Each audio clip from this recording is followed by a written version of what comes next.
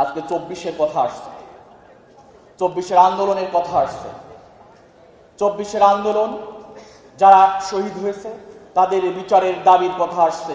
এটা তো হতে হবে, কিন্তু তার আগের কথা যদি বলি, পিলখানার বিচার এখনো হয়নি।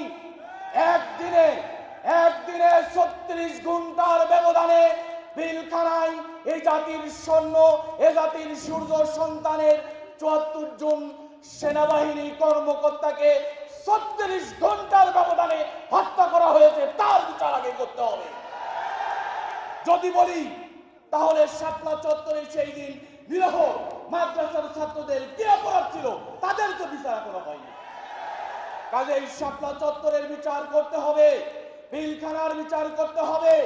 যারা লক্ষ লক্ষ কোটি কোটি হাজার কোটি টাকা দেশের থেকে বিদেশে পাচার করেছে তাদেরকে চিহ্নিত, তাদেরকে মামলার আওতায় এনে বিচারের কাঠগড়ায় দাঁড় করিয়ে তাদের বিচার নিশ্চিত করতে হবে।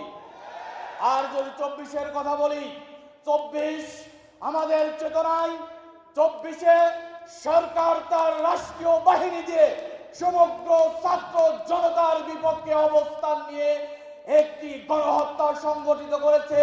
এই গণহত্যাকারীদের হাসিনা এবং তার রিজিমের বিচার নিশ্চিত করতে হবে। এই জন্য ছাত্র জনতার ঐক্য ছাড়া বিকল্প আর কোনো কিছু আমরা দেখি না। কাজেই আসুন আমরা আমাদের জায়গা থেকে আগামী দিনে জাতির ক্রান্তিকালে 24-এর আন্দোলনে ইসলামী ছাত্র শিবির রাজপথে ছিল।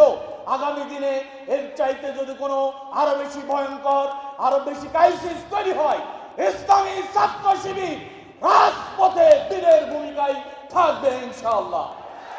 কাজেই আসুন বিপ্লবের জন্য প্রয়োজন ঐক্য। যার মেসেজটা 24 আমাদেরকে দিয়ে গেছে, সেই 24-কে ধারণ করে এই জাতিকে গঠনের আকাঙ্ক্ষা নিয়ে এই জাতির সামগ্রিক উন্নয়নের জন্য সমৃদ্ধ বাংলাদেশের সেই স্বপ্ন বাস্তবায়নে একসাথে ঐক্যবদ্ধ আন্দোলনের মধ্য দিয়ে আমরা আমাদের জাতিকে পৃথিবীর মানচিত্রে স্বর্ণ শিখরে নিয়ে যেতে চাই।